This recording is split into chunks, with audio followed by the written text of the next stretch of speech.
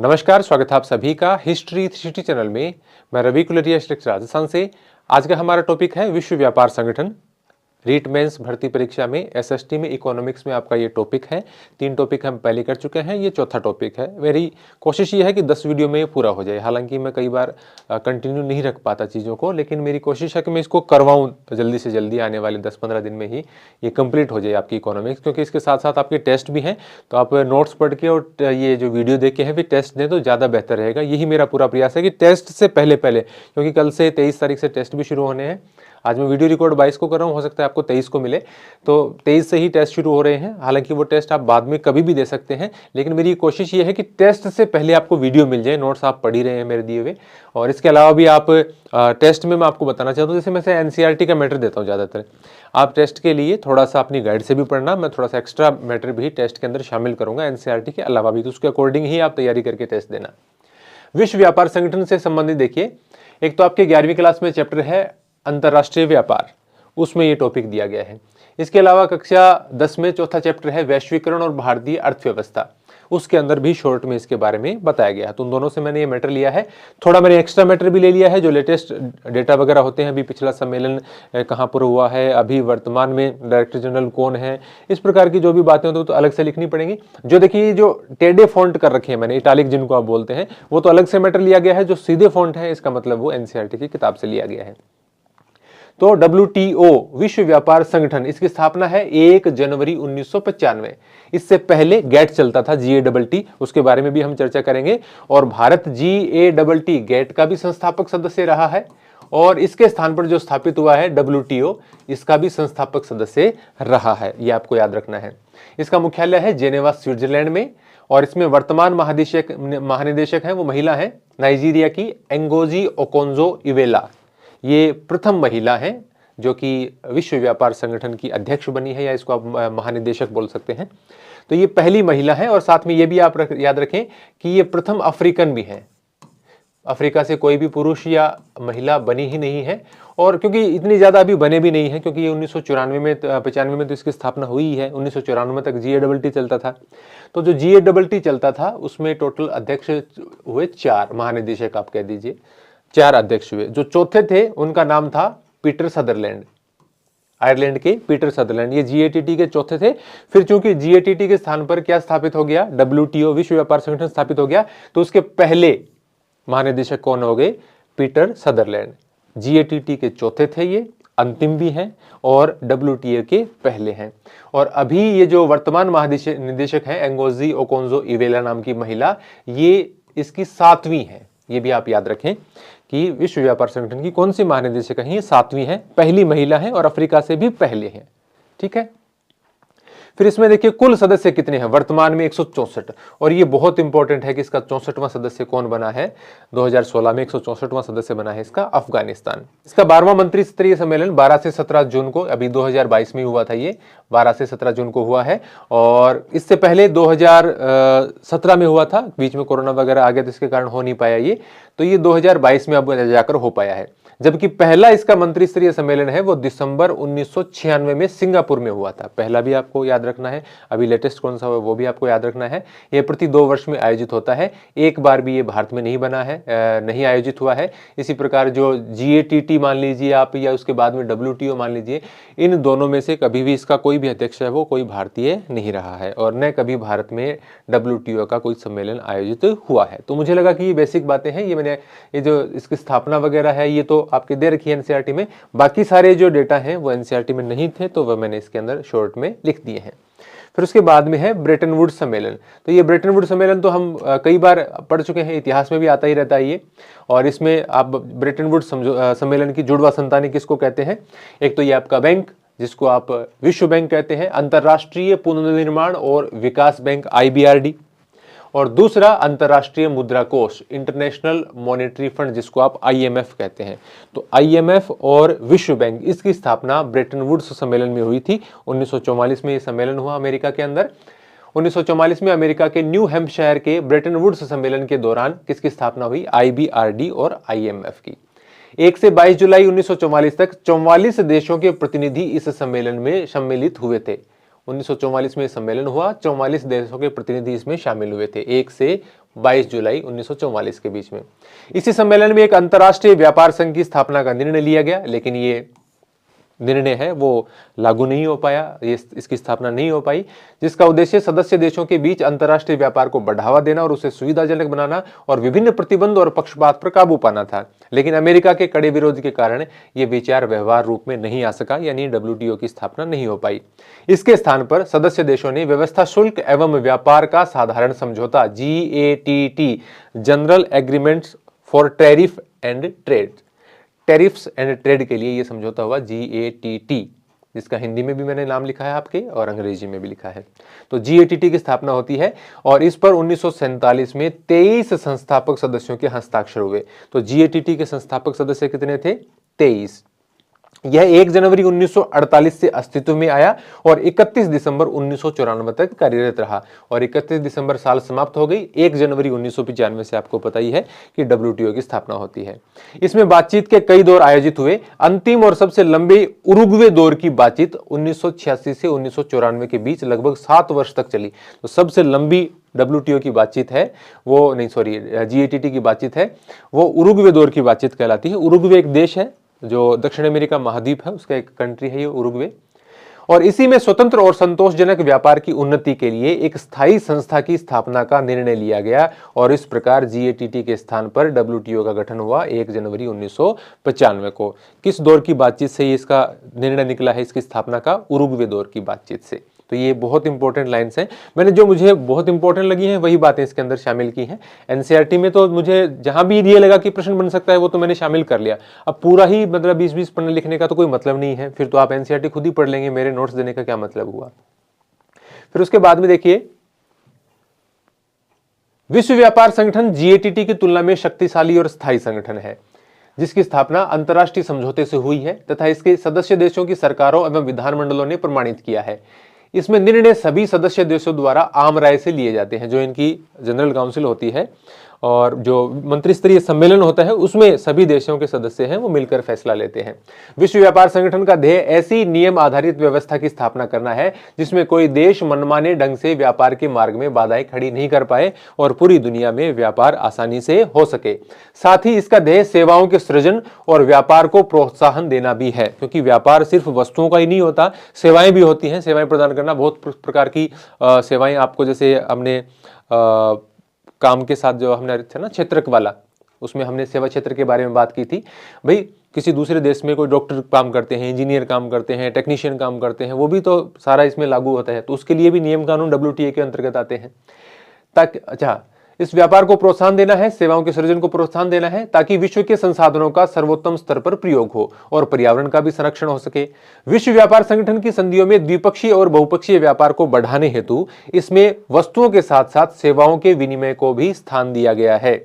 ऐसा सभी सदस्य देशों के प्रशुल्क और अप्रशुल्क अवरोधकों को हटाकर तथा अपने बाजारों को सदस्य देशों के लिए खोलकर किया गया है कि आपस में विभिन्न देश एक दूसरे पर सीमा शुल्क नहीं लगाएं। हालांकि पूर्णतया प्रतिबंध नहीं है कि लगा ही नहीं सकते। आप समय समय पर देखते रहते हैं कि कभी अमेरिका ने और चीन से आने वाले सामान पर कुछ चीज़ों पर शुल्क बढ़ा दिया, आयात शुल्क बढ़ा दिया, घटा दिया। तो इस प्रकार के एकदम कंप्लीट तो आप नहीं मान सकते कि फ्री हो गया है, लेकिन बहुत सारे समझौते ऐसे हुए हैं जिसके कारण अंतर्राष्ट्रीय व्यापार बहुत तेज गति से आगे बढ़ा है और बहुत आसानी से होने लगा है।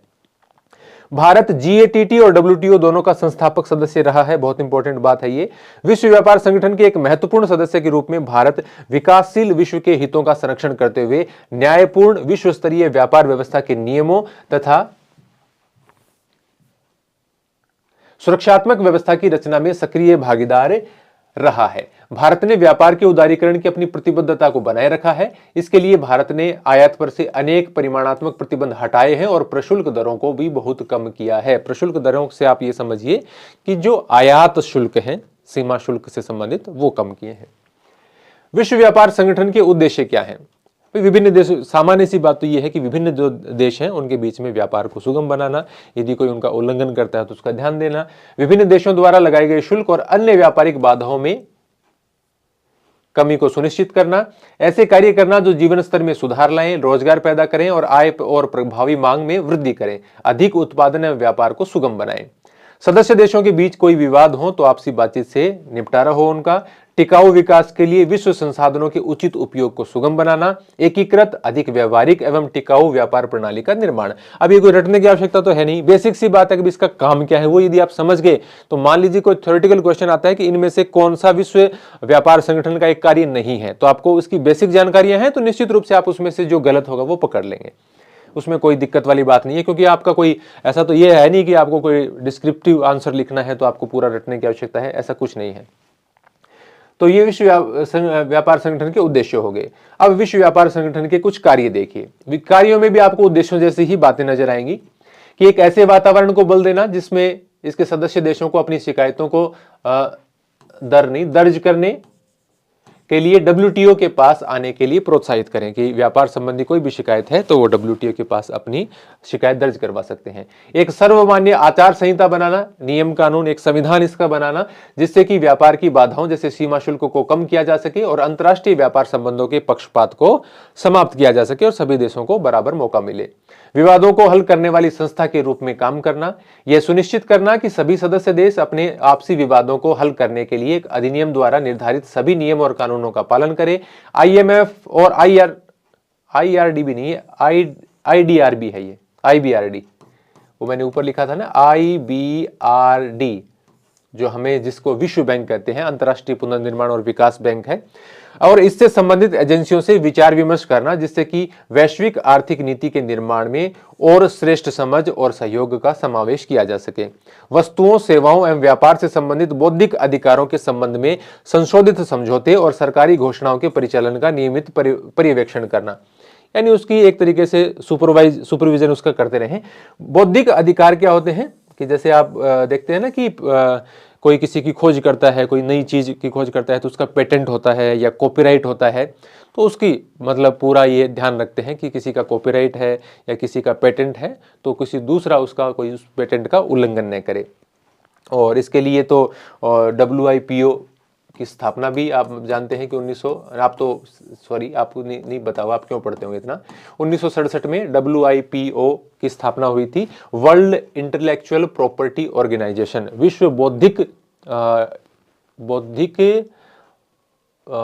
WIPO हिंदी क्या बनेगी इसकी, वर्ल्ड इंटेलेक्चुअल प्रॉपर्टी ऑर्गेनाइजेशन, विश्व बौद्धिक संपदा संगठन, इस प्रकार से बनेगी WIPO। तो इसकी स्थापना 1967 में हुई थी कि भी कोई भी जो मूल खोज करता है, आप देखते होंगे कि कई जैसे कोई नई दवाई की खोज होती है तो उसका पेटेंट होता है उसके ऊपर, तो उसमें जब तक वो अपनी लागत वगैरह नहीं निकाल लेते या कोई अच्छी कमाई नहीं कर लेते, ये भी शब्द मैं कह सकता हूँ यहाँ पर, तब तक है वो मतलब उसका कुछ नियत समय होता है, तब तक उसका पेटेंट रहता है, तो कोई दूसरा उसको बनाकर नहीं बेच सकता।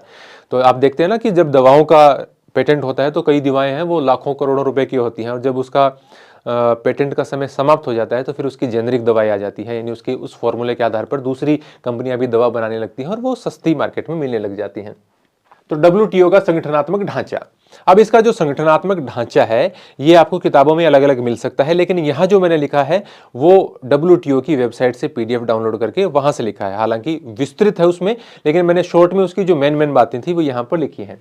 तो एक तो इसका मंत्री स्तरीय सम्मेलन जो साल में 2 साल में एक बार होता है, और उसमें विश्व व्यापार संगठन का ये सर्वोच्च निर्णायक निकाय है मंत्रालिक सम्मेलन। इसका जो मंत्री स्तरीय सम्मेलन है ये इसका सर्वोच्च निर्णायक संस्था है, इसी में महत्वपूर्ण फैसले लिए जाते हैं जिसमें सभी सदस्य देश भाग लेते हैं, जो आमतौर पर 2 साल से आयोजित होता है। एक इसकी है सामान्य परिषद, जनरल काउंसिल, यह WTO का सर्वोच्च स्तरीय निर्णायक निकाय होता है जो कि जिनेवा में स्थित है। WTO के कार्यों को पूरा करने के लिए मंत्री स्तरीय सम्मेलनों के बीच के समय में नियमित रूप से इसकी बैठकें आयोजित की जाती हैं। इसके अलावा ये विवादों के निपटारे का भी काम करती है। भाई सम्मेलन तो 2 साल से होता है, उसके बीच में विवाद जो होते हैं उसके निपटारे का काम कौन करेगी? जनरल काउंसिल करेगी।